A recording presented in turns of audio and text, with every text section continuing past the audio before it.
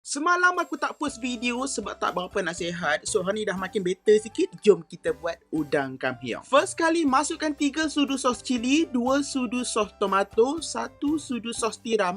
Nampak tak susah nak keluar kan? Dengan 1 sudu kicap manis. Kacau campuran sos ni and then letak tepi. Next untuk udang aku pakai dalam 15 ekor macam tu lah. Masukkan 3 sudu tepung jagung, setengah sudu kecil serbuk cili dengan serbuk kunyit. Gaul-gaulkan sebati, lepas tu hampa kena goreng udang ni. Goreng udang ni tak lama pun. Kalau lama-lama nanti dia akan jadi liat. Goreng sekejap je sampai dia dah bertukar colour golden sikit, dah boleh angkat. Untuk bahan menumis, hampa perlukan 1 biji bawang besar, 4 ulas bawang putih yang dah dicincang, halia sebesar ibu jari, 5 tangkai cili padi. Tumis sampai naik bau.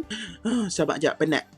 Masukkan 2 sudu udang kering yang dah ditumbuk. Before tu, hampa kena rendam dulu udang kering tu bagi lembut sebelum ditumbuk. Masukkan 3 sudu serbuk kari ikan dan juga bancuhan sos yang kita dah buat tadi. Ada sos tiram, sos cili, sos tomato, kicap. Kalau nampak kering sikit, hampa boleh tambah air. Next, masukkan 5 tangkai daun kari. Masak paste kampiong ni sampai pecah minyak. Boleh tambah perasa, gula, garam. And then kita masukkan udang yang dah digoreng. Actually, udang kampiong ni akan jadi menu last Ramadan untuk kali ni, untuk yang berasaskan lauk lah. Sebab kita dah nak masuk penghujung Ramadan, so kita banyak fokuskan dekat cookies, dessert, menu-menu pagi raya and open house. Itu pun kalau aku sihat lagi lah.